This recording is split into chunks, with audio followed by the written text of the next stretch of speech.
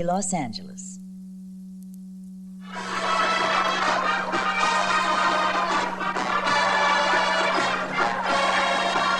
It's Ag USA, presented in cooperation with the 4-H clubs, the future farmers of America, and that's the fellow who's glad you tuned in. Today's program is about a Rose Parade float. Now, what does that have to do with agriculture, you may ask? Well, actually, quite a bit. Among the college students involved in this particular float are students studying landscape architecture, ag engineering, ornamental horticulture, and many other courses. It represents the combined efforts of two universities, Cal Poly here in Pomona and Cal Poly in San Luis Obispo. The chairman for the float, which during the next half hour we'll see created and constructed, are electrical engineering students. Dale Wong of the Pomona campus. Dale, it's a pleasure to see you. Pleasure to meet you. And Hal Alstrom of San Luis Obispo. Nice to see you, Hal. Nice to see you. How are things up that way? They're doing good. Say, fellas, tell me, is the float entirely the responsibility of the student body? The float is entirely designed, constructed, and financed all by the students. No faculty advisors or anything of this sort? We have advisors, but they do not inhibit our decisions. Well, as chairman, how much time do you fellas spend on this float? Anywhere from about 40 to 50 hours a week. Doesn't leave much time for dating, does it, Al? Very little. Well, are you fellas on float scholarships or something? How can you afford to spend so much time on it? We have outside jobs to help finance us, and usually we have parents to help us out too. And students from both campuses are actively involved in it? Very actively. Fellas, how is the design selected? Well, the Tournament of Roses about 11 months ago announced their theme for the parade for the coming year. What is the theme? It's Friends and Neighbors. Right. And then we, in turn, have our own design contest from both universities, which we get together at the end of that and choose the design that matches the theme. I see. How many ended the contest? Oh, we had approximately 70 designs. 70? Yes, well, now you've narrowed it down to the final 3, as I understand. Yes, we have. And this first one, Friends of the Toy Shelf. Tell me about this one, the Friends on the Toy Shelf. Well, we like things that are cute in a child's eye or Right. easily animated. Right. We like to have fun things to do. Right. And Well, I know you've had teddy bears and Right. toys in the past. We have. That's very, very attractive. And this next one, Friends and Neighbors. Dale, what is that about? Well, this one has in front of it a cat playing with a mouse, playing with a little ball of string. Getting along well together as friends. And on the back of it, you have an ice skating fish and a polar bear. Right, very good. It was certainly a source of animation, that one. Yes. And then this third one over here, Far Out Friends. That looks like it's on the moon or something. Well, it's sort of envisioned on an alien planet with some astronauts meeting some strange creatures they've never seen before. I see. Well, now I know that all our viewers, and I am too, trying to know which one of these was the finalist, which one was chosen. we have selected the Far Out Friends to be our The Far Out Friends. Well, good. That's great. Tell me, Dale, are those the exact colors that we will see on the float? No, they're not. Those colors are too bright for some of the colors that we have on our flowers themselves. As far as well, how about this one? Now, this is pretty accurate. Is that right? That's as close as we can get to the actual flowers we grow. Now, how many months ago did you start constructing this float? About 7 to 8 months ago. So it's pretty well along now. Yes, it is. Could we take a look at it and see how it's going? Sure can. Great. Dave Killian, what is your responsibility on this float? My responsibility on this year's float is the hydraulics and mechanical design on it. Oh, gosh, you've got it half done already. Dave, where do you get your supplies? We get a lot of our supplies from donations all across the country from various big corporations. You scrounge around a lot? Well, it's a pretty big job we take a couple people each year that write letters. That's all they do for donations. I was afraid to park my car near the float. I figured it might become part of it. We weld a lot, that's true. Well, what is the very first thing that you construct? The very first thing that we construct is a scale model of the float that we have right here. A model? Well, why do that? Why don't you just start with the float? Well, the model helps us out with our construction and kind of let us know what it's going to look like as it goes down the parade route. All right. Dave, I see an awful lot of welding going on here. In fact, I saw a co-ed doing some welding. Where do they learn how to do that? A lot of them learn how to do it in sessions that we have at the beginning of each year where we actually teach people how to weld from year to year. Very good idea. Now, I understand that you have some moving parts on this float. How do they operate? They're controlled hydraulically with pumps and motors and actuators and so forth. Is this one of them right here? Yeah, this is one right here. I can kind of show you. I have a box right here I can control it with. Oh, is that all ready to work? Yeah, it's all ready to work, and I can kind of give you an idea of how they work. We can go up and down like this and so forth great. using hydraulic cylinders and so forth. And how about the big one in the middle there? That's that big one in the middle we control with a motor and so forth that we can roll back and forth like so, both forward and reverse. Well, now you're working it with the control of this little box here, but when you're actually in the parade, you don't use that, do you? No, we don't. We everything's connected into the computer that we have up in our electronics And area. what is the main source of power that makes the whole float go? The main source of power is this orange power unit we have sitting over here. It's controlled by a propane-powered 400 cubic inch Ford engine that drives 2 pumps. We have a Eaton hydrostatic transmission for our drive system, and we also have a Sunstrand variable displacement pump for our animation system. It must be very powerful to make this whole thing go. Is it the type of thing that you might see in a large truck? Not really. A large truck would probably have a diesel engine, but yes. this is more the type of engine that you would have in a high-performance car. I see. And you want to be sure that it doesn't fail in the middle of the parade, I guess. That's correct. You know, Dave, I see an awful lot of wiring around here. Who's in charge of the wiring? The person in charge of the wiring is our electronics person from Pomona, is Jody Gerstner. All right, I'll go talk to Jody. Jody, how many miles of wire do you have on this thing? It looks like you got more than Ma Bell has from between Chicago and L.A. Well, we have quite a bit, between 3 and 4 miles of wire on it. How in the world did the people learn how to wire this thing and what to do with it anyway? Well, a bit of it they learn in their classes and labs, but most of it they learn right here down at the lab, where the electronics chairman will teach each person what they need to know for each job. Well, now, a computer is used in operating the thing. What exactly is its purpose? Well, we use the computer as our prime system for operating all the animation on the float. It's the most flexible and the easiest to program, but it isn't the only one. If it were to fail for some reason, we have 2 other backup systems. Oh, you do? And if the first one breaks down, you've got another one that'll take over at that point? That's right. And how about if the second one breaks down? We go to our third, which isn't quite as flexible. It can't handle as much as the computer can, but it'll do the job in case we're in a tight spot. In other words, you don't want to have to call the automobile club and say, hey, we're in the middle of the parade, That's come right. get it. Right, well, that's fine. Now tell me about all those flashing lights that I see up there. What's going on there, and what do they mean? Well, right now we have our number 2 backup system, the MAC, our Master Animation Controller, and it is operating a limited amount of animation on the float right now. And And what do those lights tell you, Jody? each light tells us which RAM and where it's going. If it's on, it means the RAM is moving. If it's off, it means the RAM is stationary at that time. So you're looking for a certain rhythm there and be sure they Right. keep going, everything is fine. Exactly. All right. Now, how many people are going to ride this float? We're going to have 6 people riding on it this year. 6 of them. That's right. Well, now, I imagine that you have at least one way up front in order to steer it. That's right. I see. And where are the others? Well, we'll have 2 up in this lunar lander, Right. and they will be running the electronics. I'll be one of them. Oh, good. And- We'll look for you. Thank you. All right. And how about the others? The other 2 will be riding by the power unit itself. Just in case we need to do an adjustment to the power unit during the parade, they'll be there, right nearby. All right. Does the driver have an assistant or a backup? He'll have one guy riding with him. Well, now, the fellows that are driving are so far away from you and the others back here. How do you communicate? Well, we've got a commercial intercom system, such as the ones that the networks use, Oh. and each driver and each rider will have a belt pack and a headset, so he can communicate with any other person on the float. In addition to the tournament walker, he'll have a handset in the flowers outside the float. Oh, very. Well, do you suppose the day will ever come where you have a closed-circuit TV right in the float itself? Well, we've got one this year. Oh, you do? That's right. Yeah, so you'll be able to look at yourself and tell when to make certain moves, in other words. We'll be watching the edges of the float so we can tell where to negotiate turns, and we'll also be watching the float itself. We've got multiple cameras and monitors. That's tremendous. Good luck to you, Jody. Thank you very much. Well, this special session of Ag USA on the Cal Poly Rose Parade float will continue following a brief message from the station, and here it is. Now there's real security. This soil-resistant multicolored cut loop made with ANSO 4 nylon pile was installed this morning by the nice people at Carpeteria, and I just picked it out yesterday. And best of all, it was only $9.99 a square yard. There are thousands of rolls in Carpeteria's showroom to choose from, including the ANSO 4 Premier Collection.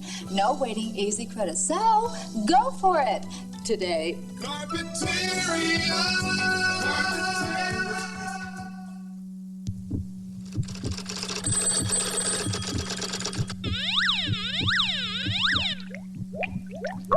After a day of stress, let Candle Corporation help you unwind with tropical fish in a 30-minute videotape called Candle Video Fish. It's excellent for relaxing, for parties, or as a gift. Order your Candle Video Fish videotape for $38 plus tax from this toll-free number, 1-800-852-7777, operator 170. The design chairman is Carlos. Carlos, what is your last name? Van Natter. Van Natter. Right. Carlos, now I understand the first thing you do is you shape it, right? Right. All right.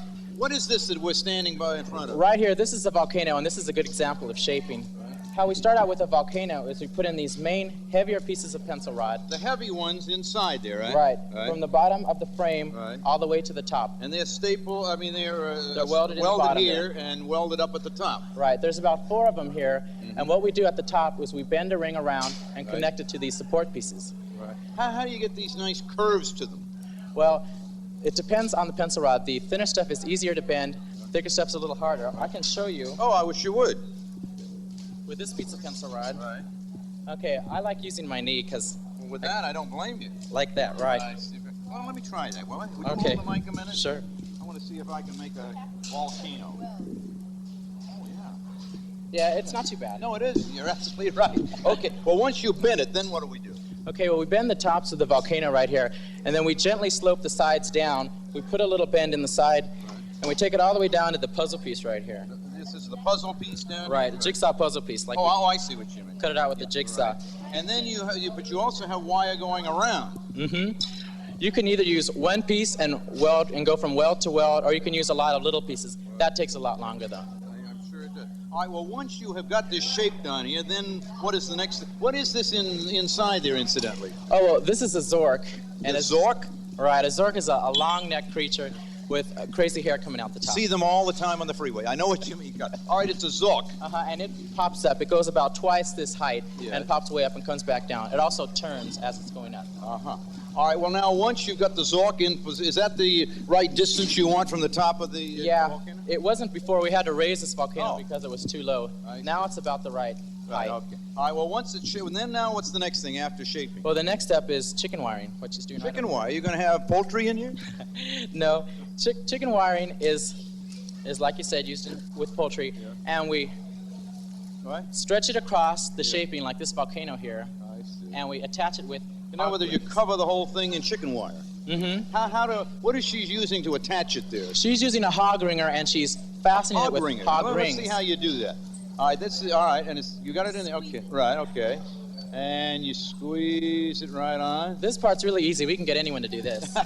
You mean this doesn't take talent? You mean I could do it then? Okay. Everyone could do All this. right. And so the whole thing is encased in chicken wire. Now, why do you want it encased? Well, we encase it with chicken wire, first of all, to fill up these gaps here. Yes. And also the chicken wiring makes a nice surface to spray on the cocooning. Cocooning, I see. When you get a chicken wire, then you cocoon it. Right. All right. Well, now, what is this pretty young girl doing over here? Oh, she is also covering the float, but she's not chicken wiring. She's using screen door material. This is the... Well, why do you the mesh use on screen doors instead of chicken wire? Well, the main advantage of this is we can get greater detail. We can follow around the edges better. Oh, I see. It's just an alternate method. It shapes a little bit better. Mm-hmm. And how is how is this screening attached? Well, we use they're like hog rings, but they're much smaller. I see. And also we glue the pieces together with glue. I noticed there wasn't one screen door on campus. Is this what they ended up, Carlos? That's where we got them. I see. Okay. Well, now, when you get this on and it's completely covered, and this is another volcano right here? Right, this is the largest volcano. I see. The driver's going to be sitting in here. Oh, the driver, yes, I can see. I don't know if the camera can, but inside there is the steering wheel. Right. Right. And how is he going to be able to see out? Well, one of them is going to look out the side of the door here. Right. And He's going to put flowers in his head and stick his head out the window? there's going to be a little opening, and also they look straight down on the line on the street. I see. So they don't run on. All right, well, once this is covered, the volcano is covered, then what do we do? Okay, then we cocoon. And Cocoon. Is that being done now, or? Oh, here. cocooning is a white latex spray, as you can see. Right. And they also have a lot of cocooning at Disneyland in the haunted house. It's the cobwebs you see hanging at Well, Disneyland. now, what exactly is this? It's a white latex spray. In other words, that is paint, literally paint. Pretty much, and it hardens to a nice consistency and Right. makes the volcano smooth and allows us to paint on it. And how many coats do you put on, and how long does it take to dry? Well, we just use one coat and we just go back over and over. And it really, literally fills up the little holes, in other words. It even fills up the holes between the chicken wire Is too. that right? And how long did you say it takes to dry? Oh, it takes about half an hour. Oh, in other words, it's pretty fast drying. in other Uh-huh. words. Okay, fine. And then once it is cocooned, the entire volcano, then what do we do? Then we paint it. Paint which it. is what I she's doing see. right Oh, over here. Well, now, Carlos, why paint it? Because you're going to cover the whole thing with flowers. That's true. Well, we paint it so the decorators know what color flowers to put in the specific areas of the float. Oh, it's sort of like a numbered painting that you do kind of thing, I see. Right. Another reason why we paint it is so if a flower should fall off during the parade, Yes. heaven forbid, it won't look bad underneath because it'll be the same color. It's the same color. I get the idea. And so now we've got brown on here and the red. I guess is that the Red's going to be the lava coming the out lava the top. coming out of the volcano. Now, what is that over there? I see sort of. It looks like bark or something. What is that? It is eucalyptus bark, and that's what she's using to decorate that volcano, and all the volcanoes are going to be made out of eucalyptus bark. Oh, that's going to be the. Well, in other words, there won't be flowers on there. No, you don't have to use flowers on the float. It has to be vegetation. Anything that grows, you can put on there. Banana peels. Really? Potatoes. Anything. That would be a slippery entry, wouldn't it? All right. Well, now, she is painting and she had cocooning going on here and covering over there. In other words, they're all working at one time. Yes, that's how we have to go to get it done on time. I see. As soon as one job is done, someone else comes right behind so we can meet our deadlines. Now, is the last thing that is done before it is moved to the place where the flowers are put on, is that the painting, or what would be the last thing? The last thing before we move to Pasadena? Yes, yeah. Cocooning has to be done by the time we get to And Pasadena. And we try to paint it too. And paint it. But you do some painting over there too, do you? Some, but we like to get it all painted here. Well, now, is she painting from instructions or from a picture, or what is she painting She's from? painting from the original rendering. I see. I get it.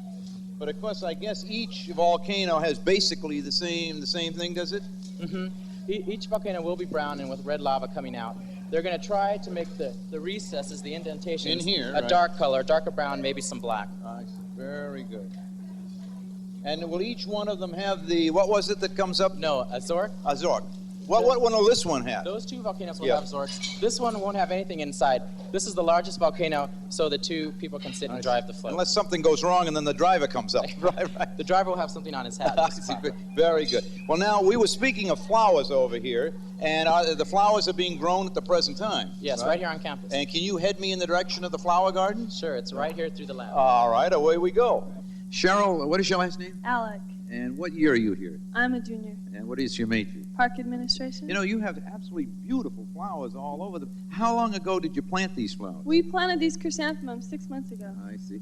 And how did you know what colors to plant?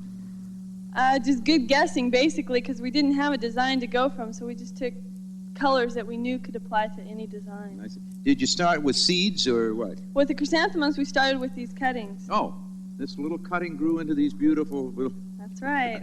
Well, now, I know that irrigation is terribly important because obviously if there's too much, they're going to drown. If there's not enough, they're going to die of thirst. What type of irrigation do you use here? Well, with the chrysanthemums, we use overhead irrigation, just the regular rainbird sprinkler. With the calendulas, we have to use drip irrigation hose.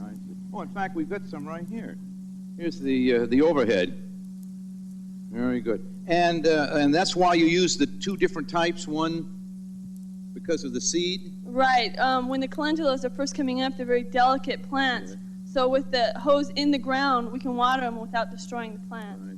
Well, now I know that it gets pretty cold here at night, so what do you do to guard against frost? We use these orchard heaters. That's what they're called nowadays, orchard heaters. Very good. Well, now tell me about the stakes and the wires. What is the purpose of that? Well, the reason we use those is to keep the plants from falling into the row so that we can walk past them, and also to keep the stems relatively straight so that when we bundle them, they're all straight instead of going every which way. Even though you only use the actual flower itself. Right. We still need the stems so that they can get water. I see. And what are those folks doing over there? They're harvesting the flowers. Harvesting already? Well, but the float is only half built. But we have to harvest when the flowers are ready, and they're ready now, so what we do is pick them and then put them into cold storage. And they'll keep all that time? Oh, yeah. Well, is there a technique to harvesting these flowers? Yes. what we have to do is have people cutting the flowers from the plant and then bringing them over to the trailer so we can strip the bottom half of the leaves off and then bundle them in bundles of 25 and then tie them together, and then they're put in water. Why do you strip the leaves from the bottom? Because that's the part that's going to go into the water, and we don't want any leaves in the water. Even though they're in cold storage, they are in water. Oh, yeah. And how many days or hours before the actual parade are they taken out of cold storage and applied to the float? Well, we start about 4 days before the parade and just continuously put them on. Now, there's quite a technique to applying them, isn't it? Oh, yeah. Could we see how that's done? Yes, we can. All right, let's go. Joni Harris of San Luis Obispo, right? Right. And you're one of the flower girls? Right. I say, what is your title? Decorations chairman. Decorations chairman. All right, well, now, when the flowers come to you, what do? The first thing we do is we pop the buds off. Pop the buds? Right, pop the flowers off. It's like you just take your fingernail and your thumbnail and just pop them down. Pop Sort of them off like the plant. playing marbles, shooting Right. marbles, right? All right. And you pop them off, and then what? And then you take Oasis glue and you just apply it to the edges of the flowers. Now, tell me about this glue, because some glues, I imagine, would kill the flower immediately, wouldn't it? Yeah, this glue won't kill the flower. Well, mums are really hardy flowers anyway. Yeah. And so they don't kill the flowers, but it's really tacky too, the Oasis sort of tacky glue glue is what you want. Right. All right. It holds the flowers on, because the ride's pretty rough and you want something that stays Very on. good. Can I put one flower on so when I look at the float I can say, hey, I contributed that? Go ahead. All right. I get a tacky one here, right? Right. And where should I put it? Up here someplace. Right up there, all right. Well, I'm going to look at that when I see it on TV. In just a few minutes, we'll see the finished float participating in the Rose Parade. But right now, the station wants to remind you of something, and here it is. Sale at Hallie Specs is terrific. As much as 40 to 50% lower. Hallie Specs. Half the store at half price sale is on. A holiday hangover can be emotional, too. This time of year brings out the best and the worst in us. If the past year has left you troubled about your relationships, your family, your job, your future, counseling can help. Telephone the professionals at the Crisis Unit, 466-2360, the Crisis Unit. Now, RC gives America something it's always wanted, a choice. Because now, there are two delicious ways to be caffeine-free. Regular decaffeinated RC and sugar-free RC 100. Both caffeine-free and delicious.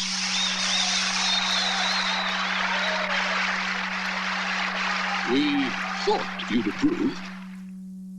The Public Relations Director here at Cal Poly in Pomona is a good friend of ours, Ron Simons. Ron, it's a pleasure to see you. John, it's a pleasure. You know, we've heard about the students from the two campuses working together on the project, but, you know, it's hard to believe that there isn't at least one professional staff member involved in putting on the show. Well, John, there really isn't. It's a total student endeavor. Now, we have about a dozen faculty, staff, advisors, but that's just all they do is advise, and it's a student project from start to finish. Well, now, as we look at the float, how much is it worth? Well, John, today with Cal Poly's advancement in the hydraulic and the electronics and everything, we estimate it's well worth over $100,000. $100,000? 100 grand. Well, where in the world did the students get that kind of money? Well, of course, John, you know the two Cal Polys are members of the California State University system. Yeah. However, there is no state money that goes into the project. The students assess themselves a fee through their student body dues, and then also they market their excess flowers they grow. They sell T-shirts, hats, buttons. Buttons, as a matter of fact, John, if you've got $1, I'd be happy to help you promote the project right well, here. With all these people watching, what can I say? You have no choice. No, I'm delighted. There we are. John, Thank thanks you so much. I'll make sure this gets to the treasurer. Do any of the float alumni ever come back to help? John, good question. We have several alums still living in the area working, and those that have a continuing interest do come back, and they lend that continuity to the students. Well, you're one of them, aren't you? I'm one of those products. Well, now, what value does this all mean really to the student? Well, John, I think it's a tremendous learning, real-life experience. You know, here at the Cal Polys, we stress that learn by doing philosophy of higher education. And here's the perfect laboratory where they learn not only construction, but personnel management, finance management, and just how do you get along in life together. Now, with young people working together so closely as a team, I should imagine that some lasting friendships develop. Well, and lasting to the point that every year we can almost identify 1 or 2 marriages that take place as a result. That's right. In other words, the couple that floats together stays together. Well, it's a welded, bonded relationship, we say in Very Rose good. Float. Well, the moment of truth is at hand as the Cal Poly float is about to take its place in the parade. And we'll see if it wins a prize, and if so, which one. Great. Here is an absolutely fantastic float and another award winner. These kids always win, it seems. Winner of the Princess Award for the best display of animation comes from the students of Cal Poly Universities. In Pomona and San Luis Obispo, California, these students are heck of an engineers, as they say, and they know how to put it together, wonderfully illustrating the parade theme, Friends and Neighbors. It's completely designed, constructed, decorated, and financed by the students of Cal Poly University in San Luis Obispo and Pomona, California. They even grow their own flowers on campus. The float is called Way Out Welcome, and it's a visit to another planet, as you can see. The queefs, those are the round guys in the yellow mums, and those blue fellas, they're called the Zorks with the long blue necks. They're greeting a few earthly visitors, and the whole float is animated by an electronic system called fiber optics, very sophisticated. It transmits signals with light beams designed by the brilliant Cal Poly engineering students. It's wonderful, and again, a prize winner this morning, winner of the Princess Award. Go to the students, they do it all themselves. Isn't that great, Michael? It's incredible. Ron, I understand that 128 million people are watching this parade? John, that's correct. Today here at the parade, there's probably 1.5 million on the actual parade route, and the rest is made up, of course, through the television transmission throughout the world. And is it true that this float is the only educational one built on a continuing basis? On a continuing basis. There used to be several schools that would come in year to year, but because of the escalating cost, it seems that Cal Poly and, of course, the 2 schools that are playing in the bowl are the only 2 schools that get involved. I know there's a waiting list of organizations all over the country that want to participate, but how did Cal Poly first get involved?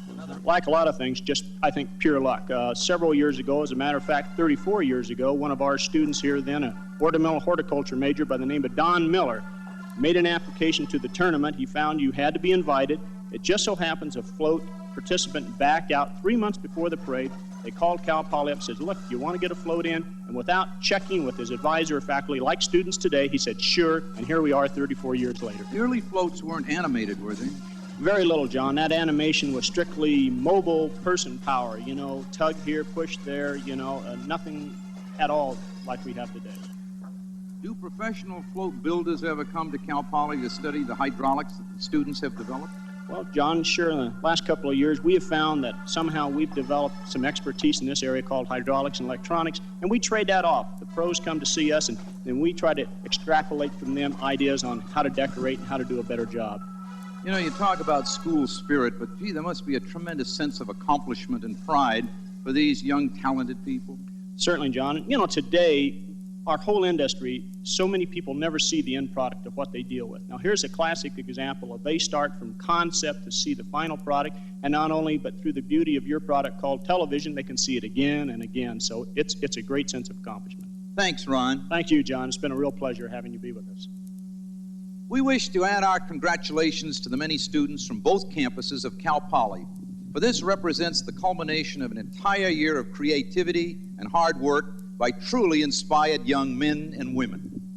Until next week, so long from Ag USA.